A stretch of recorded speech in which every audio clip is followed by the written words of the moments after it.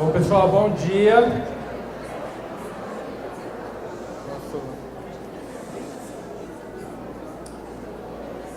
Vamos começar então? Pessoal, bom dia. Queria, antes de mais nada, agradecer muito o convite. Edivânia pediu milhões de desculpas pelo convite em cima da hora. Eu falei que eu recuso os pedidos de desculpa. Eu agradeço muito o convite, agradeço muito a oportunidade de estar aqui com vocês nesse evento. Peço até desculpa por não ter vindo mais tempo, ter vindo correndo, embora correndo, não poder ficar aqui com vocês o evento inteiro. Confesso que quando eu vi a data, a divulgação, eu vi que estaria na minha última semana de férias, falei, não vai dar para ir, nem olhei muita programação. Quando a Edivânia me chamou, eu olhei a programação, falei, nossa, eu devia ter ido o evento inteiro. Vou estar aqui em 2018, com certeza, se o próximo for só daqui a 3 anos mesmo, mas é muito legal, parabenizar vocês pela organização, pela dedicação, apesar da correria, muito bem recebido aqui, e gostando muito do debate, da composição dessa mesa, estou muito feliz de estar aqui mesmo. Não sou professor, eu sou exclusivamente trabalhador da ponta e militante, não tenho nenhum vínculo acadêmico. Todo mundo me conhece como Chicão, só meus pacientes ainda chamam de Francisco, mas pode chamar de Chicão, não tem problema, nenhuma formalidade, por favor. Obviamente eu não sou a Valéria Correia, vocês podem perceber. Vou ter o desafio aqui de não representar a pessoa nem a trajetória da Valéria, mas representar politicamente a Frente Nacional contra a Privatização da Saúde, da qual eu faço parte, junto com a Valéria, com o professor Marinês Bravo, tantos outros militantes, tanto intelectuais como militantes do cotidiano aí, da luta pela saúde. Então, reiterar aí o agradecimento e vou tentar aqui cumprir a tarefa aqui dessa representação. Eu, infelizmente, não pude vir aqui no restante do seminário, então eu corro o risco aqui de ser redundante em alguma questão que já foi tratada, mas aqui pelos tons das falas do professor Vanetti, do professor Lacarde, dá para me situar e vou tentar focar na abordagem, na parte que não foi contemplada aqui ainda. Como eu disse, eu não sou professor, não tenho nem mestrado, minha fala é de um trabalhador da ponta, jovem, mas não tão jovem assim, estou indo para 11 anos de formado, e sou então formado, sou médico de família, formado pela USP, com residência na Unicamp. Atuo desde que eu terminei a residência, no meu primeiro emprego, como servidor municipal de Campinas. Trabalho na periferia de Campinas, num posto de saúde, lá como médico de família, atendendo a população pobre lá do mesmo bairro de Campinas há 7 anos. Então é desse olhar que eu falo e com a questão da militância também. Milito no Fórum Popular de Saúde, no núcleo de Campinas, e na Frente Nacional contra a Privatização da Saúde, da qual eu vou falar um pouquinho mais no final da fala, mas já convidando vocês a conhecerem aí, a virem integrar com a gente a frente e os fóruns. A gente tem no nome da nossa frente, do nosso movimento, tem a privatização da saúde como definidor aí, né, como ponto de partida, Frente Nacional contra a Privatização da Saúde. Então eu vou trazer minha fala primeiro a partir da privatização e da saúde, para depois chegar um pouco mais na frente. Privatização é irmã da terceirização, né? Mas não é exatamente a mesma coisa. A terceirização ela é mais ampla, ela acontece no setor privado, mais ainda talvez do que no público. A privatização no sentido mais estrito, você transferir algo que é público, ou seja, que pertence ao patrimônio público, ao Estado, transferir para o privado, para um ente privado, para uma propriedade privada.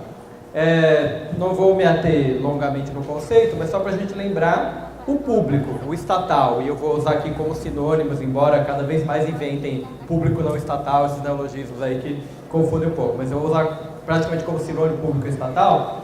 O público pertence ao conjunto da sociedade, o Estado administra o patrimônio do público, o patrimônio que é coletivo, e a privatização mais clássica é quando você pega um patrimônio que é do povo, é público, e transfere para a gestão ou para a propriedade privada. Por exemplo, mais fácil de enxergar são aqueles que a gente paga diretamente pelo uso, né?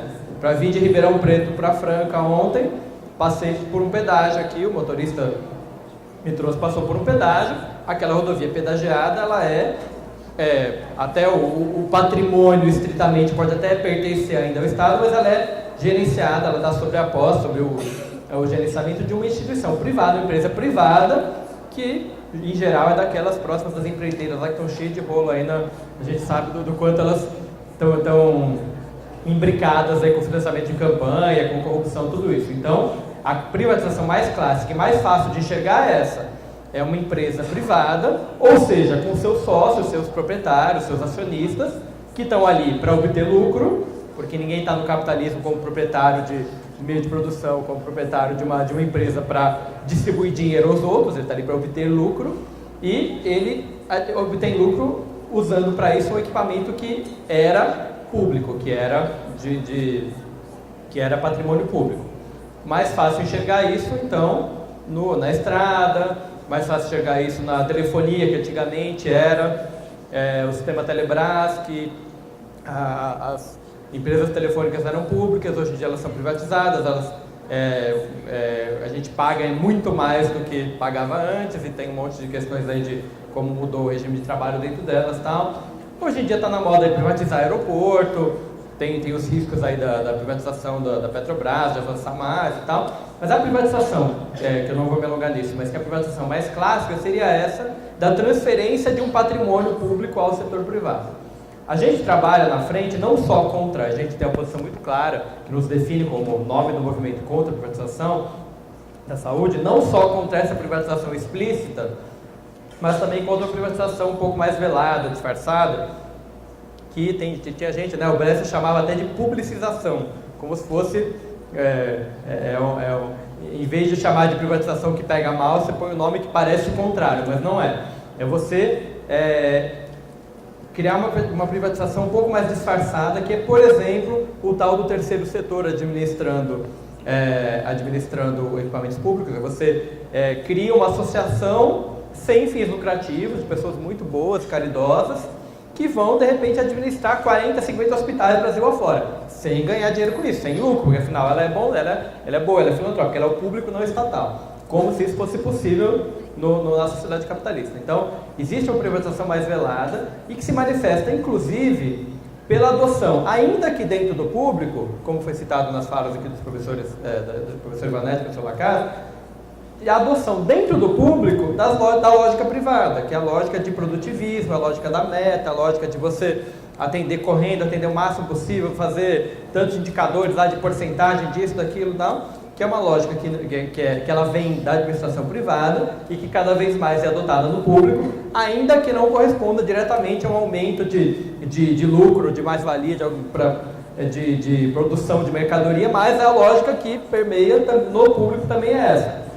Muita gente aqui deve estar na academia e sabe o quanto é cobrado por produzir artigo, publicar, ou está lá, como eu estou no serviço de saúde, você é cobrado por número de atendimento, qualidade, olhou na cara do paciente ou não olhou, atendeu bem, não atendeu, não, é atender número. Isso é uma lógica que talvez até provavelmente num sistema um pouco mais adaptado, mas até mais funcional ao capital do que o que é o brasileiro, talvez até não fosse tão... Tem umas coisas que são irracionais, não tem racionalidade, não tem sentido, não tem finalidade para o atendimento, isso, mas inventam lá, tem que ter alguma meta. Vamos inventar uma meta, às vezes, né? É mais pela questão de adotar essa lógica do que por uma coisa que vá fazer sentido mesmo para a política, embora tenha sempre seus meandros aí.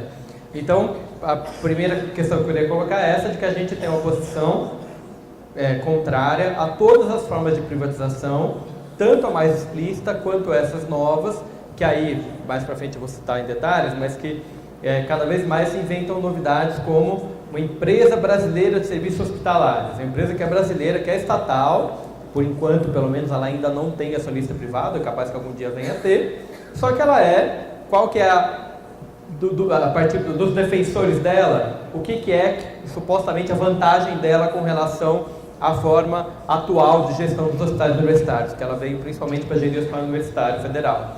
Qual que é a novidade? É que ela está mais próxima do setor privado no seu meio de funcionamento, na sua forma de contratar, na sua forma, no seu vínculo de empregatício, na quebra que ela faz da categoria da base sindical, porque o trabalhador dela é um seletista dela e não um servidor estatutário da universidade. Então, todas essas formas a gente tem a posição contrária.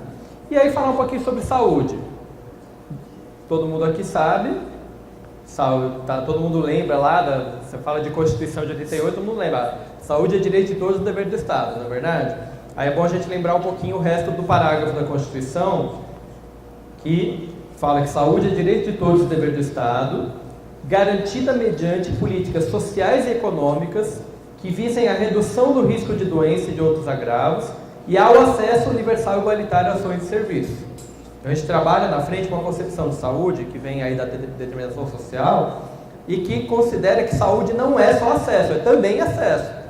Lógico que todo mundo, o povo brasileiro todo, precisa ter acesso à saúde, aos bens e serviços de saúde, ao melhor tratamento possível para os seus problemas, as diversas categorias, a todos os níveis de complexidade do sistema de saúde. Isso é sim, mas é só uma parte. Saúde é determinada socialmente e a garantia pelo Estado da saúde, na Constituição está isso, não é simplesmente a garantia do acesso, como se limitou muito hoje em dia. A garantia da saúde deveria ser políticas sociais e econômicas que reduzissem o risco de adoecimento e de outros agravos. Não é só doença, né? Pode ser um sofrimento que não é doença também. Mas isso, a saúde é determinada socialmente nesse sentido e o Estado, o direito à saúde deveria ser muito mais amplo do que ele é no sentido do acesso. E lembrar da Lei 8080, a Lei Orgânica da Saúde, com todas as suas contradições, assinada pelo Collor, que foi quem abriu a porta do Brasil pelo neoliberalismo, assinou uma lei que é a Lei Orgânica da Saúde. Os níveis de saúde da população expressam a organização social e econômica do país. Então não são só os autores marxistas que dizem isso, mas até a Constituição e a lei da Orgânica se conseguiu no processo histórico da luta lá, colocar isso no texto legal, o reconhecimento de que a saúde é determinada socialmente, a saúde do povo depende e expressa a organização do país social e econômica. Daí a gente, e eu me coloco aqui assim como os demais integrantes da mesa, claramente é uma posição anticapitalista, a gente à frente tem isso muito claro, a gente tem muito claro que capitalismo faz mal para a saúde. E aí não é difícil de enxergar, por exemplo, para não ficar no abstrato, as pessoas todas sofrem de alguma maneira as consequências do modo de produção capitalista e particularmente as mais exploradas, as mais pobres, as mais vulneráveis em vários sentidos, tendem a sofrer mais, não é verdade? Então todo mundo aqui que trabalha na periferia sabe o quanto o povo da periferia sofre pela exploração do trabalho, pela sua condição de moradia, pela condição de transporte, pela cidade que é excludente, pelo desejo de consumo que a sociedade coloca, pela contradição da cidadania de consumo, que ele tem uma TV de plasma que ele financiou em 60 vezes com juros altíssimos na Casa Bahia, mas não tem o acesso à saúde, e aí toda a contradição que isso traz. E um exemplo que eu gosto bastante de citar é quando fizeram um estudo chamado Mega City, em várias cidades, das maiores cidades do mundo, e verificaram a prevalência de transtorno mental. E São Paulo, capital, não lembro se é Grande São Paulo ou São Paulo município só, mas tanto faz, que é a cidade maior e talvez onde o capitalismo está mais avançado no Brasil, tem todo, talvez as contradições fiquem ainda maiores numa cidade como São Paulo. Mais de 30%, talvez 40% do número, não lembro o número exato, mas mais de 30% da população de São Paulo teve o diagnóstico lá pelo levantamento do projeto de algum sofrimento mental, algum transtorno mental. Será que isso é porque São Paulo tem uma população geneticamente muito homogênea e todo mundo ali veio com quem tem depressão, ansiedade? Não. São Paulo é uma cidade extremamente heterogênea e se tem mais de 30% das pessoas que moram em São Paulo com transtorno mental, tem alguma coisa errada com a cidade. E essa coisa errada com a cidade, na minha opinião, na nossa opinião, não é só com a cidade, é com o capitalismo que, ao se desenvolver, parte com as peculiaridades do capitalismo dependente da periferia, como a gente está, leva ao extremo essas contradições e que faz as pessoas sofrerem, e isso é importante ser considerado quando a gente vai falar o que é saúde e da luta pela saúde hoje, que não pode se limitar a uma luta pelo direito ao atendimento e ao acesso. O SUS tem, naturalmente não, mas historicamente vem com contradições desde a sua origem. Afinal, não só ele é uma política social, com todas as contradições que vêm da política, uma política social do Estado capitalista, mas também pela conjuntura, pela sociedade brasileira, pós-ditadura, pela conjuntura aí de vir começar a ser implantado no governo Collor, aí vem Itamar, vem FHC, vem Lula, vem Dilma, e nenhum deles avançou efetivamente naquilo que estava lá, no que era pleiteado pelo movimento que conquistou o SUS. E aí algumas contradições evidentes do Sistema Único de Saúde são o fato dele ser ao mesmo tempo universal, integral, uma inspiração talvez do Estado de Bem-Estar Social Europeu, lá, nosso sistema de saúde universal, integral, vai cobrir todo mundo, vai cobrir tudo. Você vai ter um sistema de saúde estatal, financiado e em grande parte executado pelo público, que vai cobrir as suas necessidades, todas as necessidades de saúde de toda a população brasileira. Você fala universal, integral, é isso, né? Você está falando, vai cobrir todos e todas e vai ser integral, não vai ter um pacote básico que o SUS dá conta e o resto não. E aí, ao mesmo tempo, não só tem o subfinanciamento, que veio na Constituição até tinha o 30% da Seguridade, depois só piorou, mas também tem no mesmo texto da Constituição, no mesmo artigo, que a saúde é livre à iniciativa privada. E aí vem o setor privado que seria complementar ou suplementar e que hoje em dia é hegemônico. Então o SUS tem uma contradição de origem, que é o fato dele ser, ao mesmo tempo, ele pretender ser universal e integral, mas ele ter uma abertura ao setor privado que, obviamente, numa sociedade capitalista, disputa espaço, disputa mercado e quer que o SUS seja o menor possível para que ele cresça e que a população não tenha o direito à saúde garantido pelo Estado e sim mediado pelo plano de saúde, pelo setor privado mais típico e tal. E aí essa é uma contradição bem presente e que, neste momento, nós estamos perdendo. Se começou contraditório lá em 88 e 90, em 2015, a correlação de forças não é nada favorável ao SUS. Estava aí a Agenda Brasil, que ainda tem ameaça meio velada. Tiraram a primeira ameaça, mas com certeza vem outras aí de instituir copagamento no SUS, de acabar com a questão da gratuidade e tal. E além de toda a questão do subfinanciamento e de uma deslegitimação. Se lá não sei a data exata, mas na época do Adib Jatene, ele conseguiu convencer a sociedade na época de que precisava criar a CPMF ou LPMF no começo lá, que era para a saúde, hoje em dia se fala em criar um imposto para a saúde e ninguém quer, porque não tem as pessoas não acreditam no Estado brasileiro como um provedor de saúde e não acreditam na saída pública, na saída estatal para isso. Então uma ameaça constante de destruição e de desmonte do sistema de saúde. O SUS ele vem historicamente do movimento da reforma sanitária, com a conquista do movimento de reforma sanitária, que vem das lutas sociais dos anos 60, 70, 80, e que conseguiu uma vitória parcial da Constituição, como eu já disse, conseguiu inserir no texto constitucional esse direito à saúde e não o direito e o papel do Estado e tal, e ao mesmo tempo o privado. E de lá para cá, desde que foi inserida na Constituição, o movimento da reforma sanitária, grande parte dele, entrou na luta só institucional. Então, muita gente que estava lá na luta mais fora do Estado e conseguiu, de certa forma, arrancar da Assembleia Constituinte, conseguiu colocar no texto legal o direito, entrou para dentro do Estado para administrar esse direito, administrar a política pública. São muitos os intelectuais, os militantes que constituíram lá antes da Constituinte, no processo ali do começo do SUS do Ministério da Saúde, constituíram movimentos sociais fora do Estado, entraram nele, e aí muita gente está aí até hoje nessa lógica, muita liderança popular, muita liderança sindical, além de, concordo com a crítica do professor Lacasa ao sindicalismo que demanda plano de saúde, mas muita liderança foi cooptada, particularmente nos últimos anos, competendo o poder, foi cooptada, capitulou, muita entidade, muita liderança deixou de lutar, e a gente vê muito, nos últimos anos, um rebaixamento programático. Então, muita gente que lutou pelo SUS naquele patamar lá, que era uma luta no limite anticapitalista, né, que falava que a sociedade capitalista, o modo de produção capitalista faz mal à saúde, e a gente quer um Estado que faça bem à saúde, ainda que isso seja contraditório, muita gente se acomodou a gerir o SUS possível.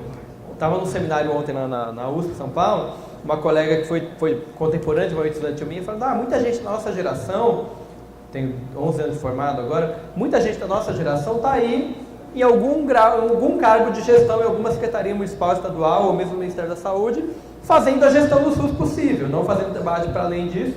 E aí, se com a geração dos 10, 11 anos de formado está assim, mais ainda quem lutou mais para trás. E aí, faço essa brevíssima introdução sobre o SUS para trazer um pouco da questão da saúde do trabalhador nesse contexto. Porque se nesse SUS, com todas essas contradições, e acomodado ao capital, é difícil até cuidar da Dona Maria que tem diabetes, que dirá cuidar da Dona Maria que além de diabetes tem uma lerdose?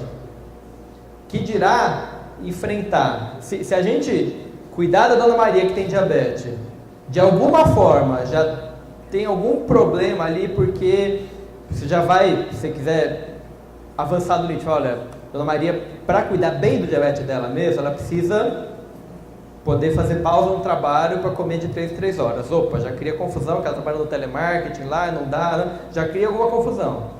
Mas ela precisa fazer atividade física, então ela precisa ter no bairro dela um equipamento público, tem que chegar de casa num horário razoável e tal. No limite, para ela ser saudável do ponto de vista biológico, já tem alguma confusão aí com o capital.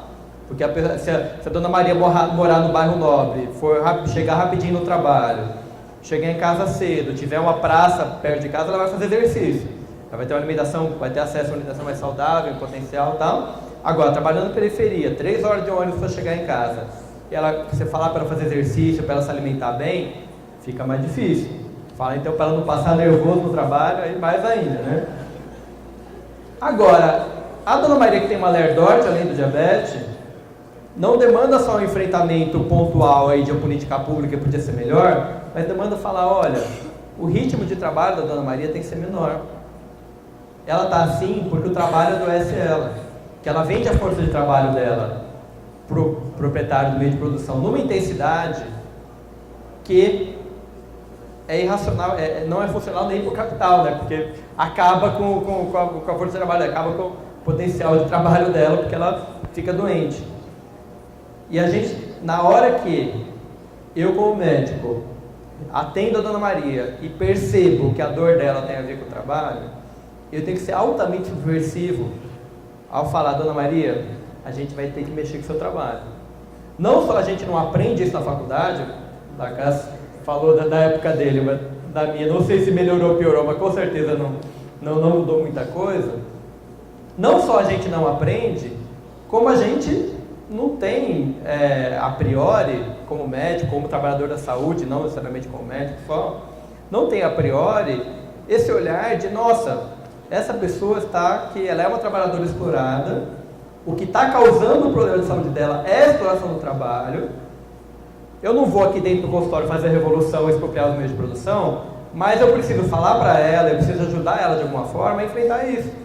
E fazer uma cartinha que seja pausa de 10 minutos a cada hora trabalhada. Ou afastada da maioria do trabalho por um tempo, dava reabilitação profissional do INSS, né? Coisa mais difícil de conseguir reabilitar, conseguir que o perito do INSS reconheça lá, fazer a carta. Tem um enfrentamento necessário ali no atendimento a quem está sofrendo alguma questão relacionada ao trabalho que é imenso.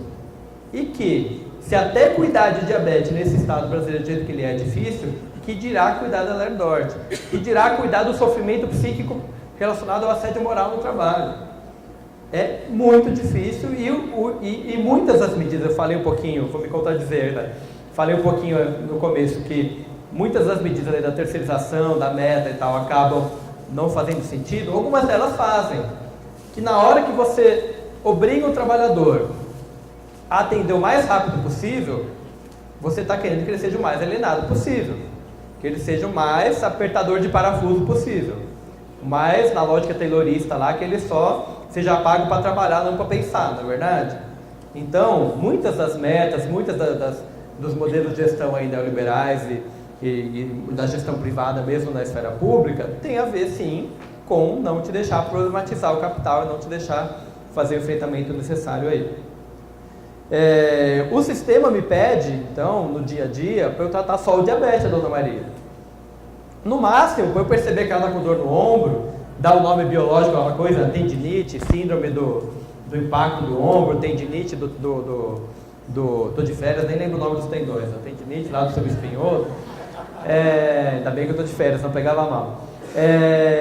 Te pede para achar uma causa biológica. Os médicos do trabalho, hoje em dia, não só põem a culpa no trabalhador, como põem a culpa biologicamente no trabalhador, né?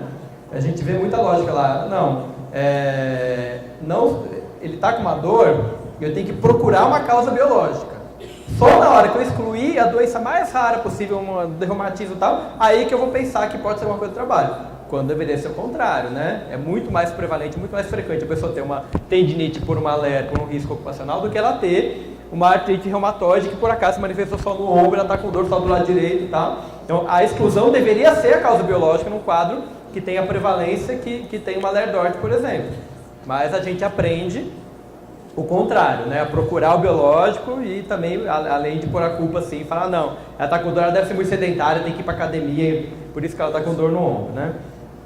O sistema impede, então, para tratar só o diabetes, para no máximo dar um diagnóstico biológico, medicar, encaminhar para fisioterapia, mandar fazer a parte, entre aspas, a parte médica, se é que dá para chamar que isso só é parte médica, mas com essa ressalva, fazer algum exame, chega paciente, às vezes que o paciente tem convênio, já fez lá uma ressonância do ombro, nossa, todos têm dores inflamados.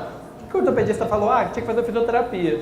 Não falou por que o tendão está inflamado? Não falou. Então, o sistema nos pede a fazer isso e diagnosticar e tratar nessa perspectiva do biológico ali. E aí, o que estou falando só do trabalhador como exemplo e por ser o termo do evento, a saída que a gente enxerga, que eu enxergo, que a frente enxerga para isso, tanto para as dificuldades do SUS como um todo, e particularmente para essa questão de quando você atende, e todos os dias a gente atende trabalhadores que estão sofrendo em alguma medida pela sua condição de classe, é uma coisa chamada aliança de classe. E a gente, como trabalhador da saúde e aí eu não sou classe média, estava brincando com o professor Vanetti aqui, que o professor Lacaze disse que a categoria médica é instrumental capital. Não só na instrumental capital, como ela se acha uma classe fora das outras, a classe médica. Como grande parte dos médicos são classe trabalhadora, vendem sua força de trabalho, alguns são pequenos burgueses, alguns têm um mix de inserções, mas em geral, cada vez mais vende sua força de trabalho a alguém, ainda que seja o Estado. Então, nessa lógica clássica do trabalho, classe trabalhadora, ainda assim se acha classe médica, acima do bem e do mal, acima da burguesia, do proletariado, de qualquer outra coisa. Há histórico, na leitura da Cecília Donangelo, lá de que a medicina ela se pretende neutra e ahistórica, né? E aí, quando na verdade, se a gente é um trabalhador que vende sua força de trabalho e que inclusive é cobrado por meta, do mesmo jeito que o pessoal do telemarketing é cobrado, ainda que com nuances e com diferenças e tal, mas no limite a gente é trabalhador da mesma forma, a gente tem a chance de ter uma aliança de classe, de olhar para a pessoa que está do outro lado da mesa e falar: fulano, eu também sou trabalhador e te entendo, estamos do mesmo lado, dá um trabalho enorme, ainda mais se tiver que preencher aquelas 6 vias da CAT lá, que com certeza muito daquele acidente subnotificado é também porque ninguém preencheu a CAT, que dá muito trabalho.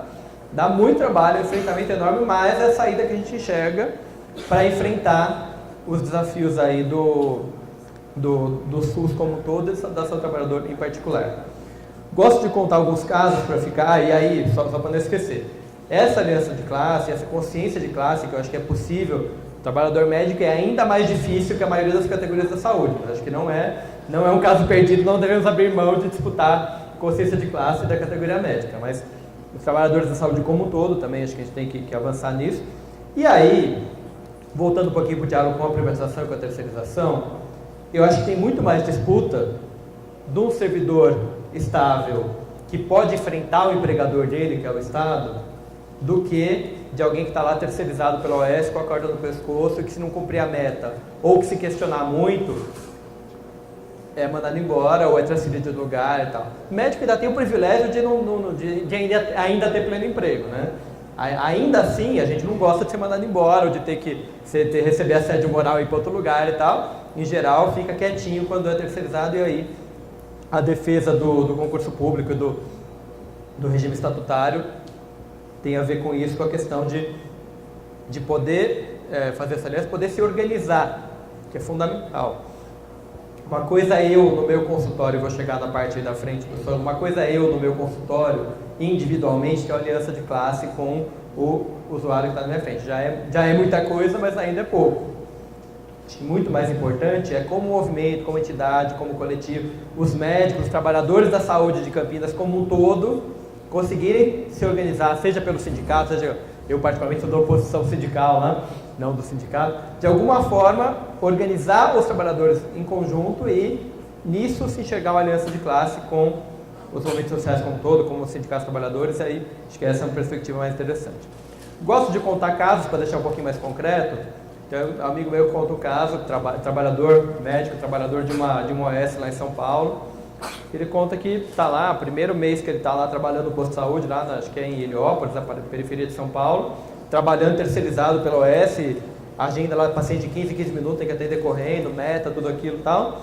E aí chega lá a Dona Maria, que nunca entrou, que ele não conhece ainda e tal, entra na sala, não quer nem sentar, chega e fala, doutor, eu quero fazer uma ressonância. Entra na sala já falando, doutor, eu quero uma ressonância. Bem comum, né? Chega a pessoa já querendo exame, afinal, ela pode ter visto no Bem-Estar, que é uma ressonância que resolve o problema dela, pode ter, a imprensa está toda aí trazendo a medicalização das questões. Mas aí, ele fala que ele, como médico, nessa hora, tem 3 opções. A primeira delas, talvez a mais fácil, seja, Dona Maria, ressonância do quê? Da coluna? Tá bom, pronto, pedido da ressonância, o próximo, tal. Entregou para a Dona Maria o pedido da ressonância, que ela vai ficar 10 anos na fila para fazer. Não perguntou por quê, não fez nada, mas enfim, fez lá, cumpriu a meta, atendeu mais uma consulta em 2 minutos, então a próxima vai ser mais produtivo para a lógica da meta. E além de tudo, ainda gerou uma circulação de mercadoria, realizou a mais-valia ali de quem vende a ressonância e ainda ajudou nessa parte, né? A outra opção, que muitos colegas também fazem, é: que ressonância o quê, Dona Maria? Dor na coluna? Não. Raio-X de clofenaco, pronto, aqui ressonância, nada, se livrou da Dona Maria rapidinho também, com do alto do seu saber médico lá, falou que o cara precisa de um raio-X e não ressonância e pronto. Também leva os 2 ou 3 minutos.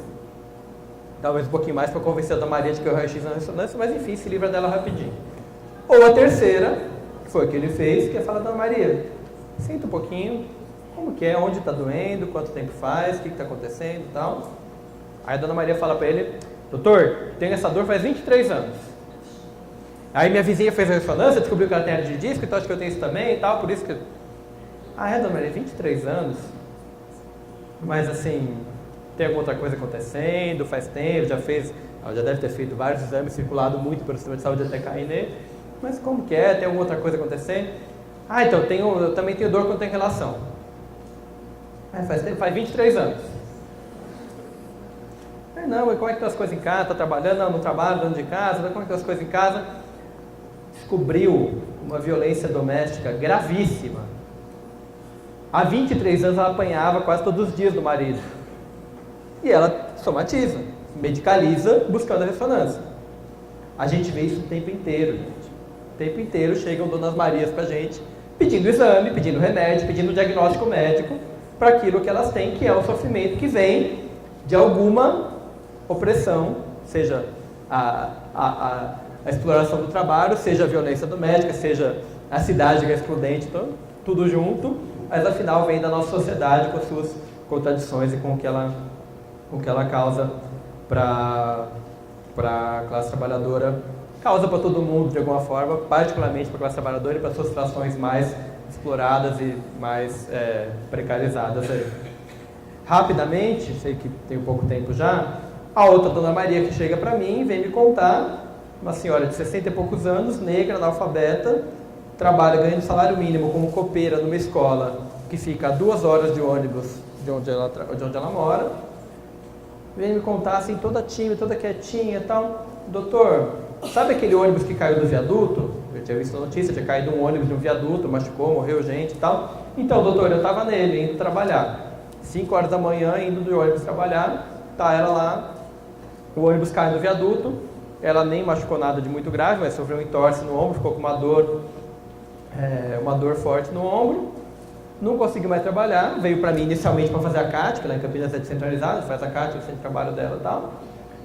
E aí, essa mulher nunca mais conseguiu trabalhar, Nunca mais conseguiu pegar ônibus, porque afinal levou um susto, ficou traumatizada ali do acidente do ônibus. E aí ela desistiu, pediu demissão, que ela também não conseguiu mais ir para o INSS, ficou de auxílio-doença um tempinho só, mas aí não conseguiu ir para o ortopedista, porque tinha que ir de ônibus e tal. E aí, só falta alguém dizer que a culpa foi dela, que ela estava no ônibus na hora errada, né? O ônibus não tem nem cinto de segurança para falar que ela não pôs o cinto, né? O ônibus urbano não tem nem isso. Mas aí ela, de repente, perde todos os seus direitos, perde seu emprego, perde a chance de se aposentar, por conta de um Estado que, além de tudo, privatiza o transporte público numa lógica que é extremamente predatória, que não garante nem de longe a qualidade, tá aí o fato ter ocorrido. E a Dona Maria desiste, fica sem renda, sem nada, porque a gente, como Estado, falha em diversos pontos, inclusive em reconhecer que ela nem ia conseguir, que ela ia perder o ortopedista por causa do ônibus, e aí para alguém conseguir um transporte para ela, ou conseguir não deixar ela perder o benefício previdenciário porque não foi no ortopedista, uma lógica toda complexa, e a gente está encarando isso de frente. Chamando aí para a questão da frente, que é o final da minha fala, para que eu não termine a fala pessimista, eu queria dizer que a saída para isso tudo, além da aliança de classe, mesmo que seja no plano individual, é a organização. É a gente se organizar, é a gente se reconhecer como parte de uma luta aí pela saúde, uma luta para arrancar desse Estado capitalista políticas sociais um pouquinho menos piores ao trabalho, pelo menos, do que elas são hoje em dia. E aí, queria chamar então vocês a conhecer a Frente Nacional contra a Privatização da Saúde. A frente ela foi criada por volta de 5 anos atrás, se não me engano, em 2010, o primeiro seminário, a partir de um movimento de fóruns de saúde que tinha em alguns estados já, e que eram fóruns que se reuniram inicialmente como uma frente pela procedência da ação direta de constitucionalidade 1923, que é a ADIM, que era contra uma ação no Supremo Tribunal Federal, contestando a lei da criação das OS. As OS, as organizações sociais, são uma dessas formas de privatização meio velada. Uma lei lá de 98, a ação foi movida pelo PT e pelo PDT na época. Muito tempo atrás eles abandonaram a ação, deixaram ela correndo lá. Movimentos e fóruns se organizaram e criaram a frente na lógica de pedir ao Supremo, de batalhar pela procedência dessa ação.